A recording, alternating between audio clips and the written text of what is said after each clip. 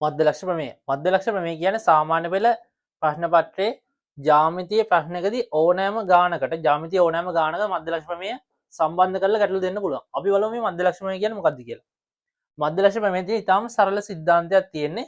මේ මධ්‍යලක්ෂ ප්‍රමේයදී යම්කිසි ත්‍රිකෝණයක එක් පාදයක මධ්‍යලක්ෂය එම ත්‍රිකෝණයේ තවත් පාදයක මධ්‍යලක්ෂයට මධ්‍යලක්ෂය යා කරන රේඛාව ත්‍රිකෝණයේ එක් පාදයක මධ්‍යලක්ෂය එම ත්‍රිකෝණයේ තවත් පාදයක මධ්‍යලක්ෂය යා කරන රේඛාව මගින් එම ත්‍රිකෝණයේ තුන්වෙනි පාදයට එම රේඛාව සමාන්තර වෙනවා වගේම එම රේඛාව එම තුන්වෙනි පාදයේ දිගෙන් හරි අඩක් වෙනවා කියලා තමයි මේ මධ්‍යලක්ෂ ප්‍රමේයදී කියන්නේ. ඒ කියන්නේ මේ ABC ත්‍රිකෝණේ AB රේඛාවේ මධ්‍යලක්ෂය D, AC රේඛාවේ මධ්‍යලක්ෂය E.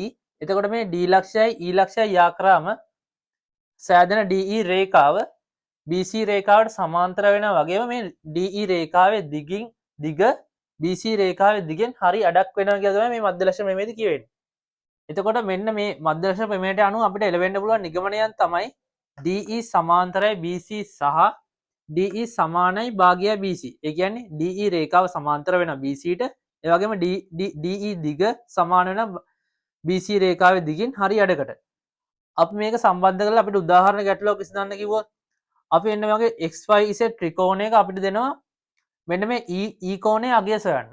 E කෝණයේ අගය හොයන්න දුන්නම දැන් මේක මධ්‍යලක්ෂ ප්‍රමේයට අනුව මේ පාදයේ මධ්‍යලක්ෂය මෙන්න මෙතනනේ. එතකොට මේ පාදයේ මධ්‍යලක්ෂය යා කළා මේ රේඛාවක් ඇඳලා. එතකොට මේ රේඛාවයි සමාන්තර වෙලා තියෙනවා. මේ රේඛාව සමාන්තර වුණාම අපිට මේ කෝණයේ අගය හොයන්න පුළුවන් අනුරූප කෝණ වලින්. අනුරූප කෝණ වලට අනුව මෙන්න මේ කෝණයේ අගයයි සමාන වෙනවා. එතකොට අපිට E කෝණයේ අගය සොයන්න පුළුවන් අංශක 60ක් කියලා.